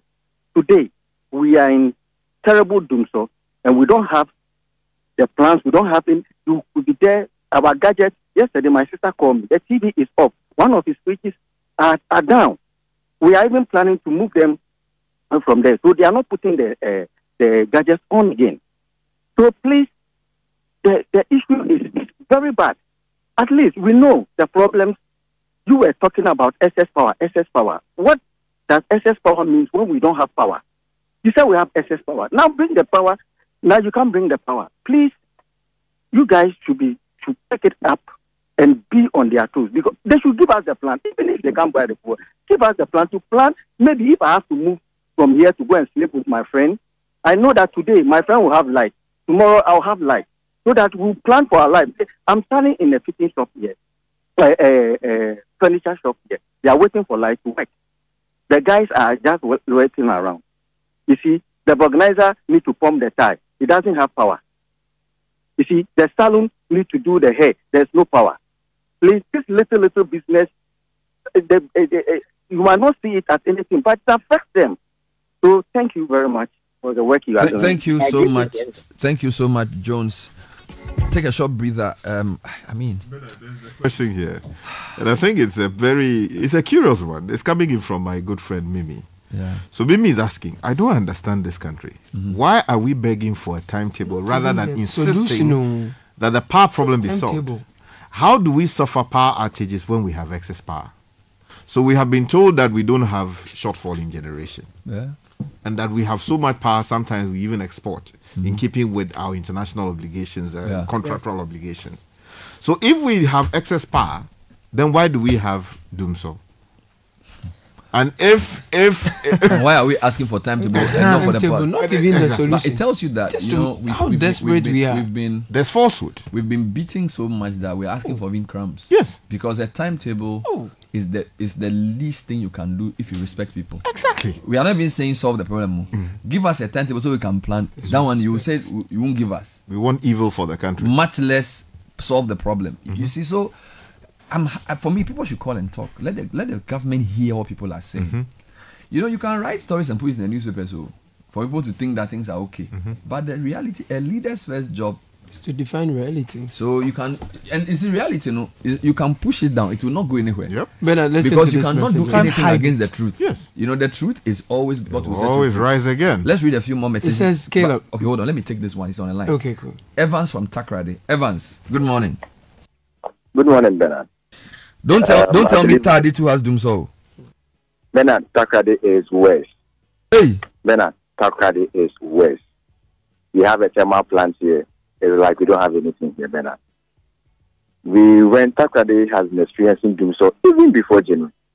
And funny enough, here in Takrady, most people do not talk. I'm not here to do politics or anything, but most people do not complain because it is probably pro-government. You get it.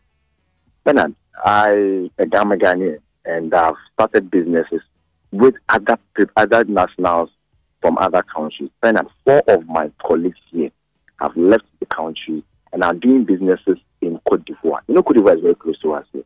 They are doing cold store business in Côte d'Ivoire. They've left the country. And now this happened from January to March. Between January and March, 4 of my colleagues have left the country. 3 Europeans, 1 Lebanese. They've left the country and they are doing business in Côte d'Ivoire. They were bringing in tons and thousands of containers to sell for this fish and then chicken and all those things. People were buying it. Imagine the money they were bringing into the country. Now they are gone, Bernard. I personally here, who is a colleague of them also working here, I've lost 2 of my cold stores just to this dumsor. I've lost 2 of them. One of them, my cold room just went off, and up to now I've not been able to resurrect it. The other one, I had to sell it because I was supposed to bring out or cough out an amount of 15,000 cedis a week fuel just to power the plant. Then 15,000 cedis a week just to power the plant. Now I go to the restaurant and beg them 15,000 cedis a week. 15,000 cedis. So it means you have to give the meat to the restaurant quickly. I have to go and beg them to take the meat. And then people are not eating a lot. Then people are not eating there. Then people are not eating there. That is a problem. I've got big clients in Takrady. I can imagine some of the restaurants and the hotels here. Probably for marketing sake, I won't do that. But I go to them and beg them for them to give me. They should come take the meat, come and take the chicken, come and take the fish, keep it in wherever they want to keep it. Whenever they finish selling, they should give me their money. I'm still in arrears. People are still owing me. I can't go to them because I literally beg them to take them the meat and the fish. You get it, Bernard. It's It's something else. Wow. And when you try to complain, people are too obsessed with politics to the sense that they want to go ahead and then tell you that, look, it is not only this government that is happening. We were here when we had this problem earlier on. We all complained, and we were told that it has been solved. Why are we having these problems when we have excess power? But at 15,000, now I've lost those two cold stores. I'm left with only one running here in Takari, a very big cold store. But I've got only one, and now I'm coughing out more than 15,000. Look, we are telling them that not only the power situation, look at the fuel. You see the way the fuel is running. How am I supposed to cough out that amount to cover up for the fuel that I'm using for the plant? It is not an easy job, Ben. It is not an easy job. Thank you for calling. Please stay on the line, and Evans. Sometimes, yes, Evans, I just want to stay on the line. Thank you. Let me take Silas from Adam Robert. Adam Robert is near Oyibi. Silas, good morning. Good morning. Tell me the situation with power in your area. It's horrible. I mean, over the weekend, it was so bad. I had to just drive around and visit family outside America. So on Saturday, we had light, up till 11 a.m. It went, it was on Friday, 11 a.m. It went out, came back at 6 p.m. Then around 11 p.m., they took the light. So I had to sleep in the heat. I was asleep. I woke up and I was drenched in sweat. So it came back in the morning, exactly 6:03. It came back Saturday morning. And then 1 p.m., it goes out again, comes back around 5:58 p.m. And around 10:43, thereabout, it was just on, off, on, off, on, off. And it's I am a software engineer. Luckily for me, I'm able to work from home. And there are times you'll be on a call, having your meeting, and it just goes off. So now I have to go into town, find a working space, and work from there. And it has increased my cost because I always have to pull my car and go into town every time. And the fuel price, it just keeps running. Thank you for sharing. Thank you, Silas. Let me end this segment with Kwesi from Chado. Kwesi, thanks for calling. Good morning. Okay, good morning, Bernard. Bernard, I want to ask a question, okay, and how serious this could be. Imagine a driver who doesn't get enough sleep at night and has to work throughout the whole day. Due to this being solved. Because you have to take care of therapy. If you are unable to sleep, you have to find a crowd at night. Then you go back, sit behind a steering wheel with other people's life in your hands. Bernard, can you imagine the devastation of whatever can happen? If this driver falls asleep behind the steering, what happens, Bernard? There have been countless situations that have been on the motorway. You are not being engaged by any of your riders, and then you are just feeling sleepy. Your eyes are really heavy because you did not have enough sleep. And it's not like by the time you pay them up, you're already feeling asleep. But once you enter into a longer drive, it's like nobody's talking, the ride gets boring, and then suddenly sleep starts to set in. Then we need this thing to resolve. I'm not sure for those online taxi drivers or even drivers in general, a timetable will be enough for us. If you tell me I'm going off in the night, there's nothing I can do. Especially I cannot afford to be in a hotel or a generator or anything like that. And then I would have to resort to sleeping in the heat, fanning myself. Happen. If a driver falls asleep behind the steering on the motorway, on the N1, then this is really bad. It's affecting a lot of people, all sort of businesses. And this has to be actually resolved. I'm not sure they are waiting for something tragic to happen and know that it's the cause of dumsor before we get some attention to resolve these things. Thank you for your call. What I wanted to say was that we received, I don't know, probably 20 calls 1, 2, 3, 4, 5, 6, 7, 8, 9, 10, 11, 12, 13, 14, 15, 16, 17, 18, 19, 20 calls with many WhatsApp we can't read. And I think this is, if by the middle of this week we don't get a dumsor timetable, that would be a different level of low. Yeah. And I would strongly recommend a court action, a sort of class action. And you're right, it's not, why are we even clamoring for a timetable when we should even be clamoring for the power situation to resolve? But we've actually said, you know what, we know you're having problems, just tell us when the power comes so we can manage. And even that. Now let me do a plug for my friend. I don't know if this is self-serving, but for those who have been complaining that they can't sleep, I have used the dumsor fan, it works, and my friend Ferdinand has some. So he says if you're in Tema, he has his shop at T Havana Junction, or you can call him 0248 299 sorry 0248 299 965 0248 299 965. He has it's a good fan. I don't know. It's you charge it, and then it works. Just juice it. It will give you sometimes 12 hours. Oh, wow. I see. Well, that's. It has lights. He has radio. It also has But now you bring he has a USB. He has a Mm-hmm. USB connection, so you can. It blows in the night. So if you don't have a generator, guess at least those who want to sleep in a hot room, it will help your baby to sleep. I guess I'm for my nephews. So you can call Ferdinand King. Bodakwi. Okay. 0248 299 965. This one there's a personal connection. Bernard. It's a personal connection. Uncle He says Freddy. if in Tema, come to T Havana. T Havana. He said he's in that area. You see his shop there. Uncle Freddy, me too. I see the dumsor. You understand? So that I'm sure you know what to do. I will say it. That is all.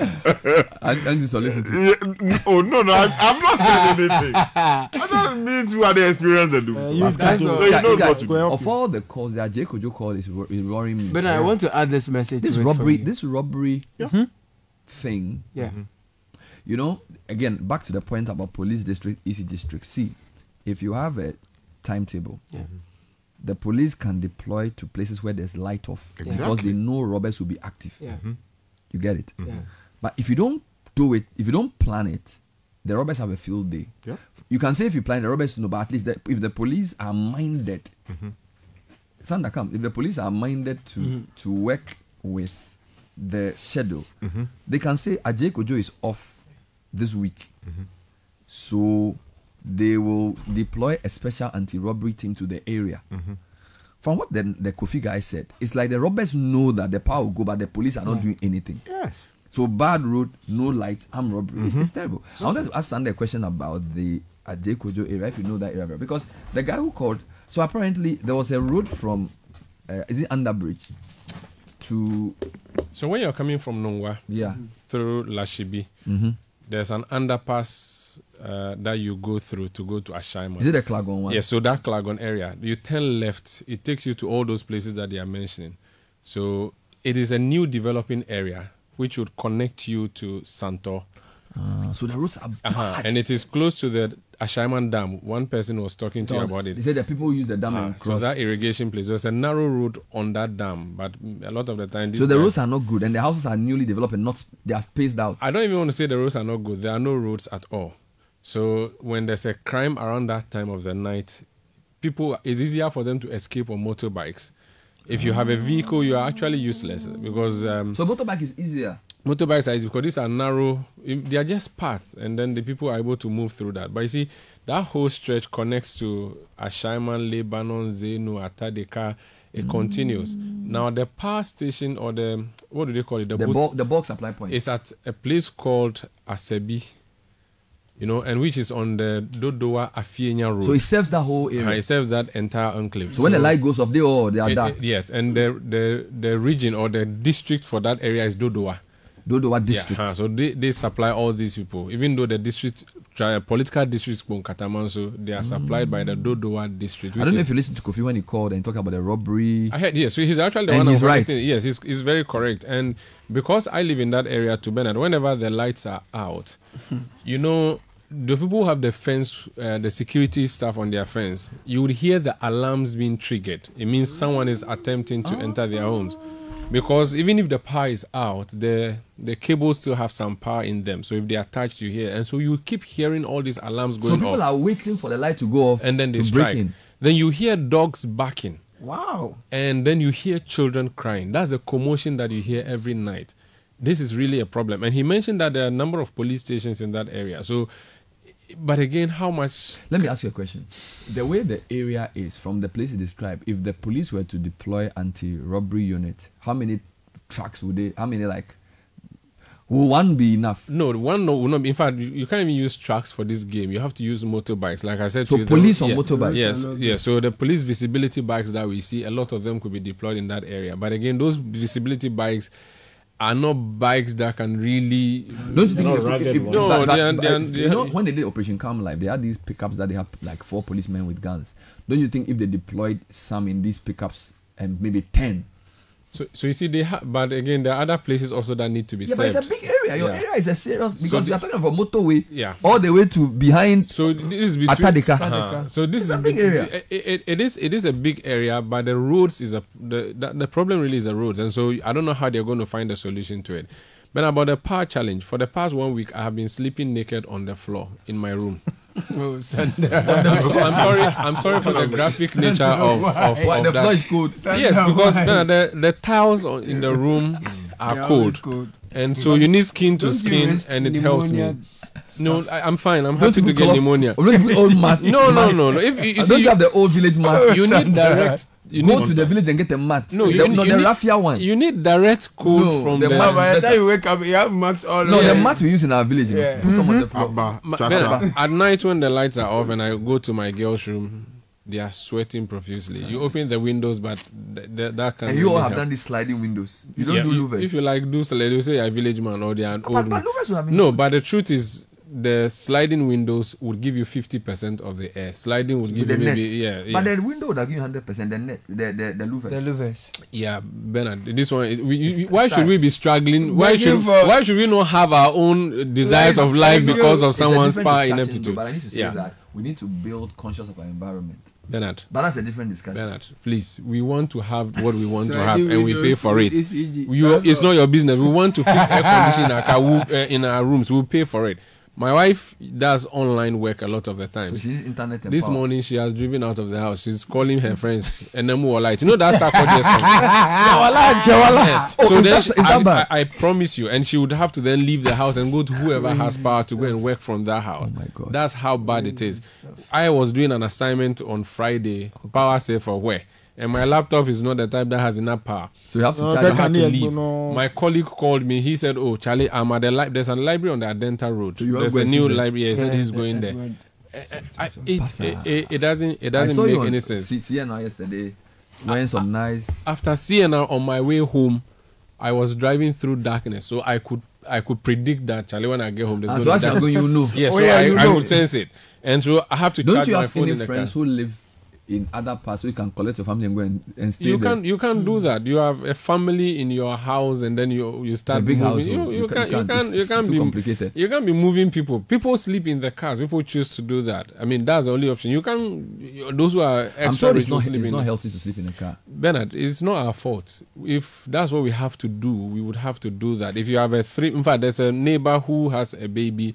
2 nights ago, the baby was crying. So yesterday I saw her and I said, Mesamu Yarun. And he said, it's happening now. He's like saying to me that it's a heat. And I'm like, oh, this is so bad. And it continues and it is really a problem. And so, like you were saying, it's sad that we are even asking for a timetable, not even asking for the power itself. For me, my demand is direct. Bernard, we have a government that we elected that we pay, which government said to us that it had the solution to our problems. Yeah. One of the key reasons John Mahama was voted out of in 2016, aside all the other issues, was dumsor. You said you had the master plan. When you came, you accused his government.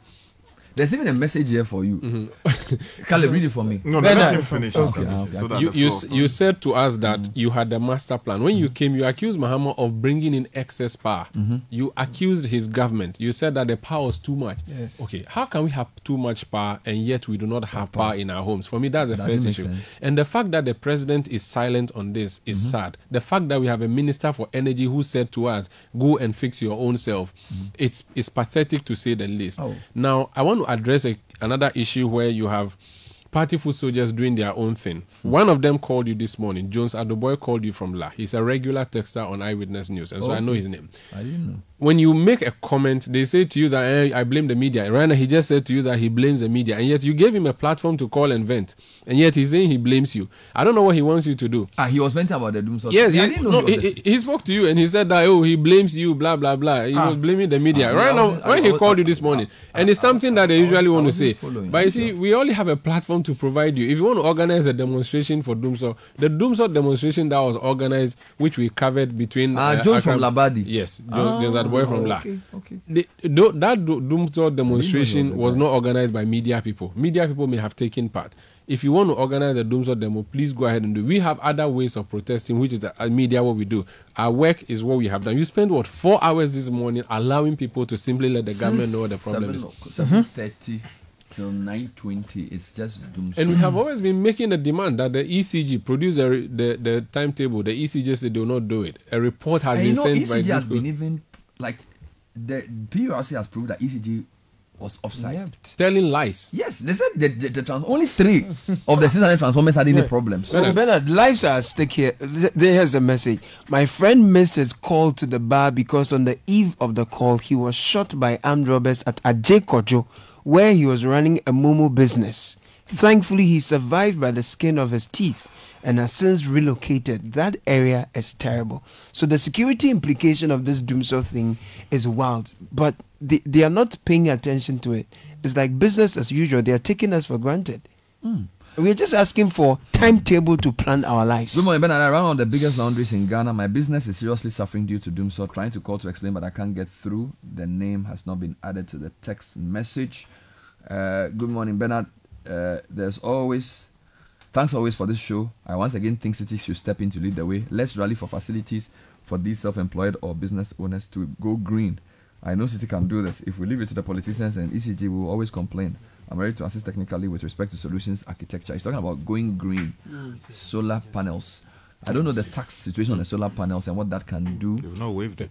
Yeah. Bernard, so on face-to-face last week, Tuesday, yes, I interviewed Edward Barr. He made sense. Yeah, now Edward Barr is interesting because he's a politician, yes, he's an NDC member, but he was a technical person who was put by the World Bank at the Ministry of Energy at the time.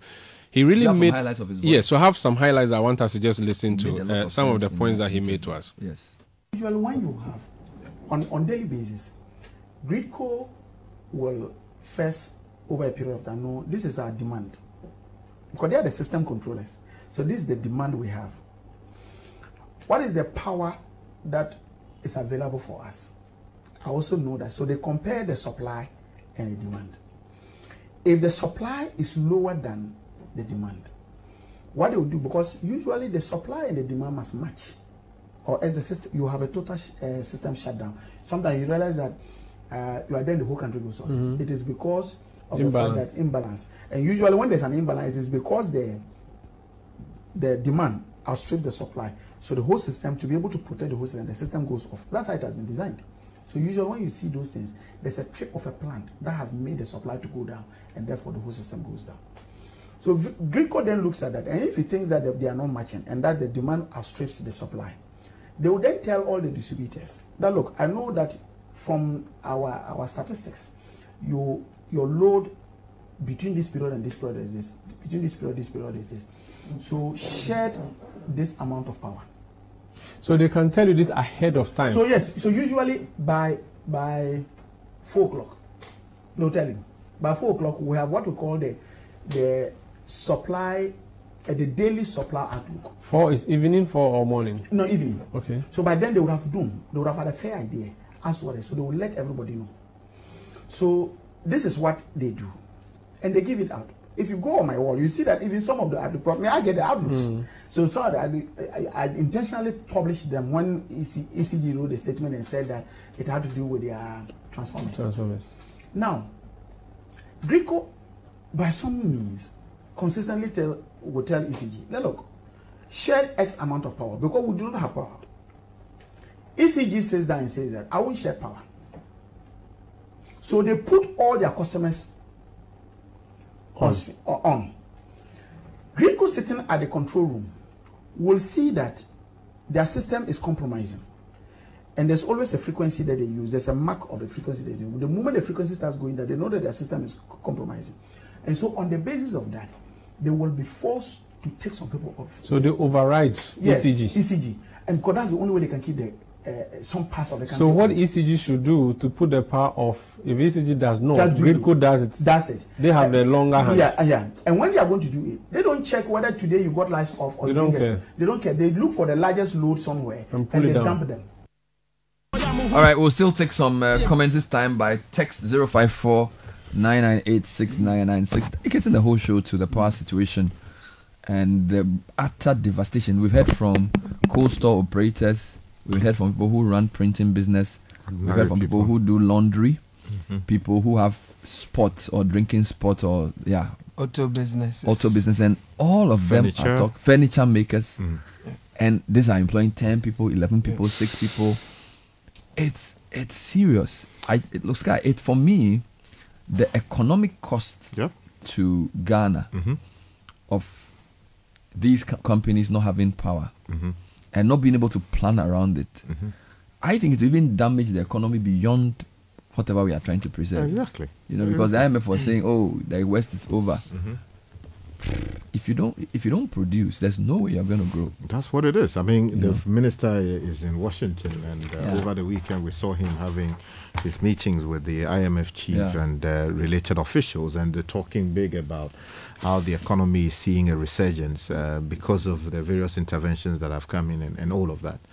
But you see, if you do not have power to power the economy will not move. We read from the newspapers a projection that by end of next year we're seeing for 4.4%, growth in the economy and all of that. It may be compromised. Yeah, but you see, you cannot achieve that if you do not have electricity to make sure that the small businesses work. Now, we don't produce enough chicken to feed the people of this country. We rely on imports. And these imports, when they come in, they are stored in refrigerators or the cold rooms, cold stores. When people go do fishing and they come ashore, they send their catch to the cold stores to be kept there. You understand? And these are the ones that they take to the markets, they take to the city centers so that people can go and feed their family. And Bernard, as I was telling you this morning, there are many places in Accra where people don't have refrigerators in their homes. Oh, yes. They go out and rent small spaces in refrigerators in someone else's store or some business somewhere. And because the power is not stable, things are going bad. So someone who works and gets paid about 1,500 Ghana cedis, or in some cases 1,000 Ghana cedis, gets little money to buy food, which food she prepares and goes to store in somebody else's fridge and pays a pittance for it or some amount of money for it. Because of the level of disrespect, the intransigent, the utter irresponsibility of this government, that person's food gets spoiled. And meanwhile, the month hasn't ended, the money is gone. How does he go back to get money to feed himself? Don't forget that if the cold chain gets compromised, frozen food may even go bad. Exactly. So becomes toxic. So I'm not even sure if you go and buy food, you are not sure the quality of the chicken you're eating because of the situation. Health implication. But I have a message for Mr. Mahama this morning. Dubik. Exactly, not the John Mahama, the Dubik Mahama. He heads our ECG. Every information we have so far points to the fact that ECG is a problem. The Gridco, which supplies them power, says to us that they give them a timetable. They reported to the minister. The minister is not bothered. I think Dubik Mahama, he has been one of the most effective MDs in the past. Surprised for him. We celebrated him. We've actually literally put a reporter on him 24/7 who follows him on all the actions. He said he was retrieving money. We say, yeah, go for it. Do all the work. He has done a beautiful job. Unfortunately, this particular situation we are seeing is dimming his light, and he has to remain shining before he exits. I don't think he should exit on this note. I want to say something that will even annoy you. I am reliably informed that whilst all this is going on, VRA is still exporting over 150 megawatts of power, allocating the limited gas resource to their simple cycle plants instead of the combined cycle plants, which will generate more.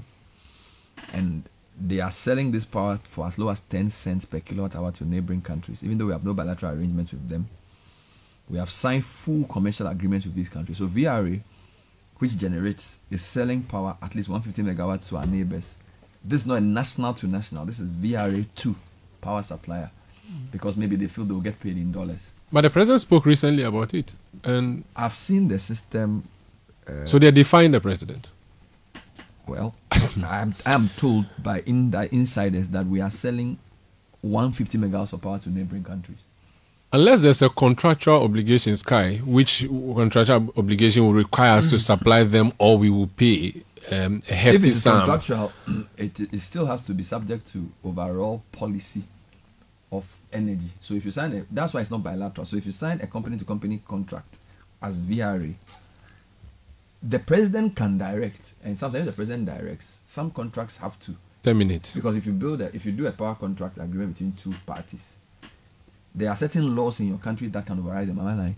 Yeah. So if a national emergency occurs and your president or your parliament says don't sell power, you have to lock that into the contract to say on the basis of that higher power we are suspending it. And I'm sure a good contract will build that in.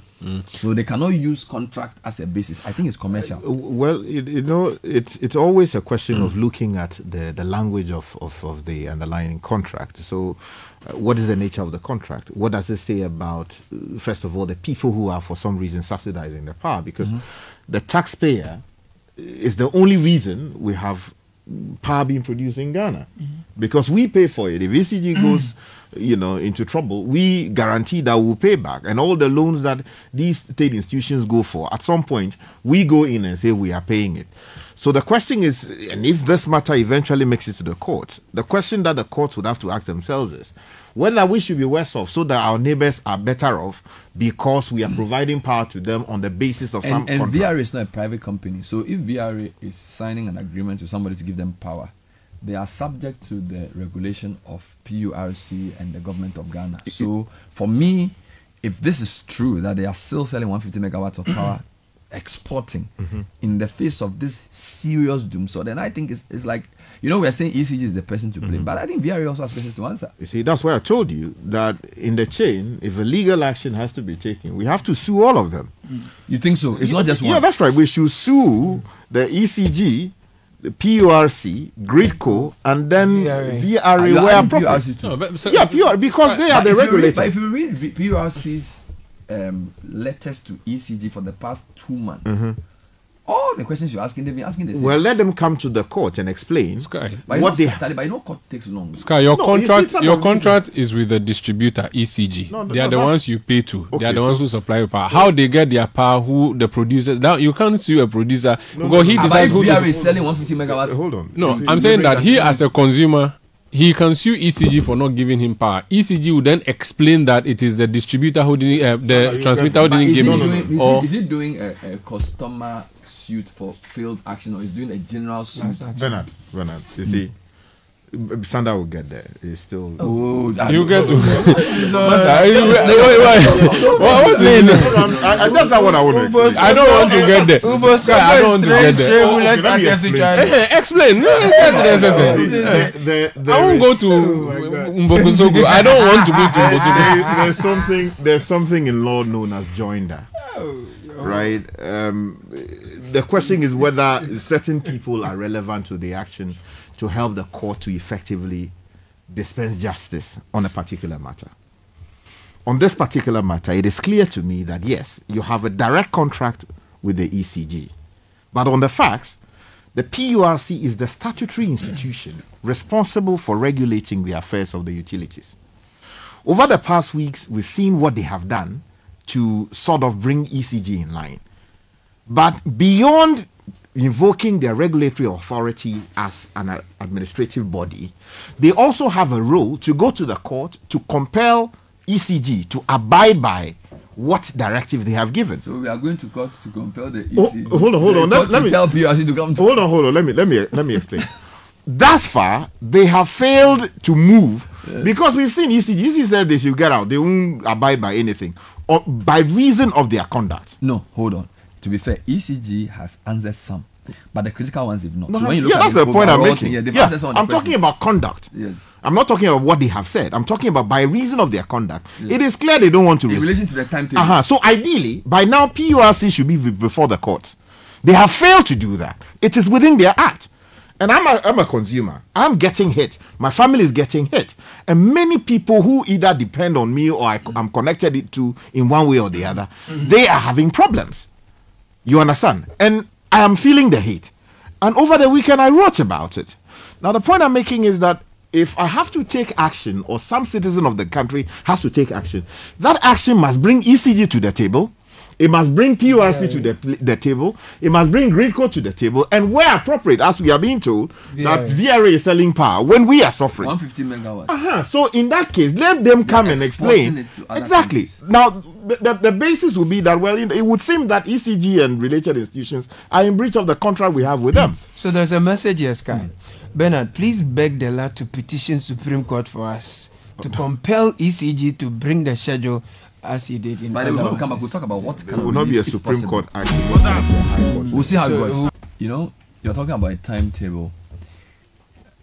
Look, you are a lawyer, so you use the law. So I really think it's fine, but I just feel like sometimes the justice delivery system is so slow, right? Is there not a shorter, like ADR or something that can? Because you see, the little I know about courts, you file your processes. He has another few days to respond, and then you have to file what is called the addresses or whatever. By the time you do all that thing, like 3 months already. Because like 30 days. Oh, then you know the dumsor. A timetable is something we need so quickly that if there was a shorter way of compelling them to come to arbitration or something to say we a group of customers of ECG feel hard done by, they should come and tell us why, and then the arbitrator can then announce. Wouldn't ADR be better? Because court the Charlie Sky. Ideally, you see, for instance, you have the administrative body, in this case the PURC, it's given a directive. Yeah. If the government was respectful of this institution of state set up by Parliament, we wouldn't be where we are. If you were so, defiant about it, and you say you won't do anything about it, an independent institution which has the powers of Parliament given to it to do ABC. PURC, you mean? Say do this.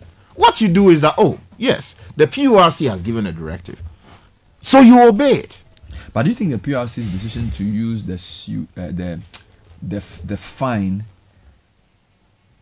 on the board members instead of going to court, you know that thing that we discussed? So that one I explained to you that in my respectful view, the PURC was wrong and acted in excess of his authority when they decided. But they recognize the court will delay. No. And maybe they felt like let's do this ourselves. No, in that case they say that because who will pay for it. The point I'm making is that they ought to have respected the PURC, because the PURC didn't just move in to say pay a fine. It said give a timetable. You understand? And the minister went to Kumasi and said that the people who want to ask to give us, I mean, that was not respectful of the PURC of authority, and it was wrong. So if they will not respect the PURC, what should PURC have done? They should have gone to court to enforce their order. Because the court is long. Because of the two things, the fine the court would impose will still have been on the company. Yes. So, and PURC's judgment is that the company sued will still affect our power. Yeah. They felt like the individuals, because when you look at all that's happening, the individuals running the ECG are the ones who are not giving us a timetable. Okay, so there are two issues here. So the order to do a timetable is different from the refusal to do and the imposition of a fine.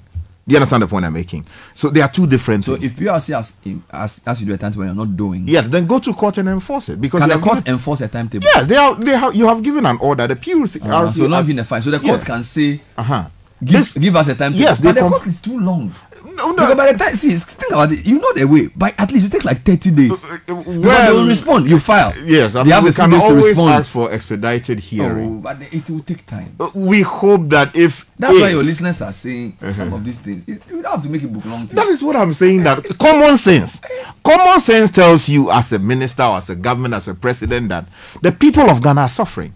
So to that extent, when you hear them complain, quickly you deal with their problems for them. Now, if you have some pride, you don't want to do it because you made campaign promises out of it, and if you do it, it will taint your legacy.